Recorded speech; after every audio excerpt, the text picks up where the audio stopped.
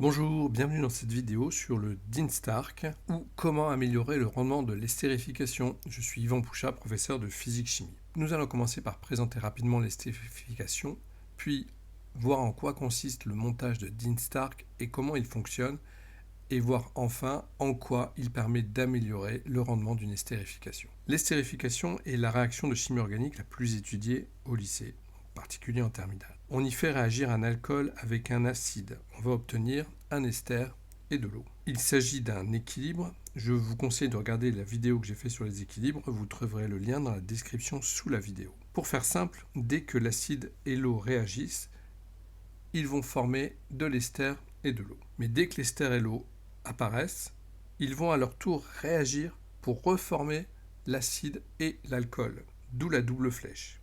Il y a compétition entre les deux réactions. Mais à un moment, la réaction ne va plus évoluer. On aura atteint ce qu'on appelle l'équilibre. Le milieu réactionnel comportera les 4 espèces chimiques, c'est-à-dire les deux réactifs initiaux, acide carboxylique et alcool, et les deux produits, ester et de l'eau, dans des proportions stables. Le rendement d'une estérification est d'environ 60%. C'est en gros le pourcentage d'ester réellement obtenu par rapport à la quantité qu'on aurait pu obtenir si la réaction était totale. L'appareil de DINSTARC va permettre d'améliorer grandement ce rendement. La réaction se fera dans un ballon à fond rond accroché à une potence que vous voyez ici. Sous ce ballon, on place un chauffe-ballon monté sur un support élévateur. Donc je rappelle que l'élévateur va permettre d'éloigner rapidement la source de chauffage du milieu réactionnel. En cas de problème, c'est juste un élément de sécurité. Le DINSTARC, inventé par Ernest Woodward Dean et David Dewey Stark en 1920, est cette pièce de verrerie coudée avec une partie cylindrique et verticale, généralement graduée sur toute sa longueur et se terminant par un robinet, un peu comme une burette. Le coude ici va s'adapter au ballon et on va placer au-dessus un réfrigérant ou réfrigérant à eau. Vous voyez ici le DINSTARC, donc c'est la partie coudée adaptée au ballon et un réfrigérant à eau, réfrigérant à bulles placé au-dessus. Pour les connaisseurs, vous verrez que le DINSTARC s'adapte en fait au milieu d'un montage de chauffage à reflux. Donc le lien vers ma vidéo sur le chauffage à reflux, très utile pour le bac, se trouve dans la description sous la vidéo. Alors, comment est-ce que ça fonctionne ? Dans le mélange réactionnel initial, c'est-à-dire dans le ballon, avant d'accrocher le ballon au DINSTARC, on introduit en plus des réactifs, acide carboxylique et alcool, un solvant organique, donc un exemple le cyclohexane, et quelques grains de pierre ponce pour réguler l'ébullition. On va également ajouter du cyclohexane dans la partie verticale du DINSTARC, on verra pourquoi après. Il est important de voir que le cyclohexane et l'eau sont non miscibles à température ambiante. Mais par contre, ils vont former un composé très volatile à plus haute température. Au tout début de la réaction, il n'y a pas d'eau. Mais dès que on met en chauffe et que la réaction donc, de l'acide et de l'alcool se fait, il va se former de l'ester et de l'eau.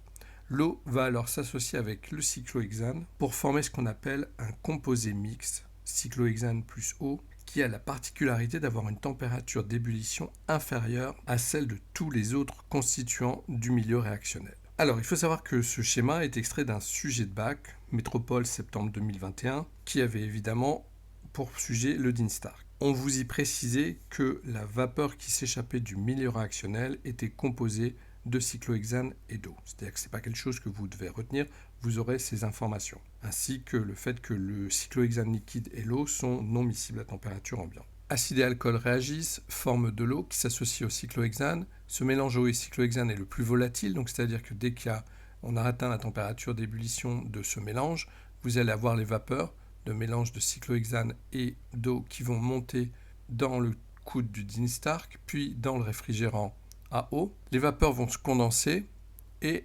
redescendre dans la partie verticale du DINSTARC.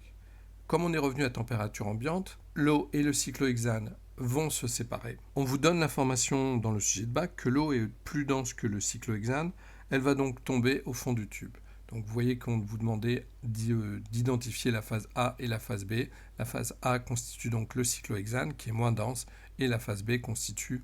Au fur et à mesure que la réaction se produit, le mélange de cyclohexane et d'eau tombe dans la partie verticale, le niveau monte et donc le cyclohexane finit par retomber dans le milieu réactionnel. Si le niveau de l'eau monte trop, donc on va pouvoir éliminer, c'est-à-dire récupérer cette eau grâce au robinet en dessous, avant qu'elle ne retombe dans le milieu réactionnel, puisque c'est pas ce qu'on veut. Comme le tube vertical est gradué, on va pouvoir mesurer la quantité d'eau formée et en déduire ainsi la quantité d'ester produite. Si vous regardez la réaction, la quantité d'eau, donc la quantité de matière d'eau est égale à la quantité d'ester produite, puisque les coefficients stoichiométriques sont de 1. En déduisant la quantité d'ester produite, on va pouvoir calculer le rendement. De même, on va savoir que la réaction est terminée, c'est-à-dire qu'elle n'évoluera plus lorsque le niveau d'eau dans le tube vertical n'augmente plus.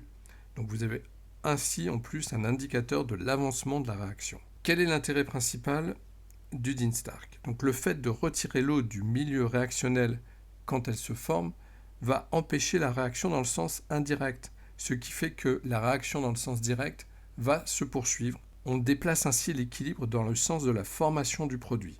On obtient des rendements qui vont s'approcher de 100%, presque comme une réaction totale.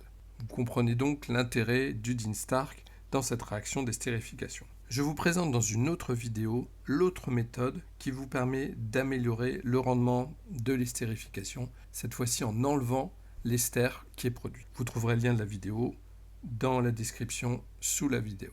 Cette vidéo est maintenant terminée, je vous remercie de votre attention. N'hésitez pas à liker, commenter, vous abonner. Bonne révision!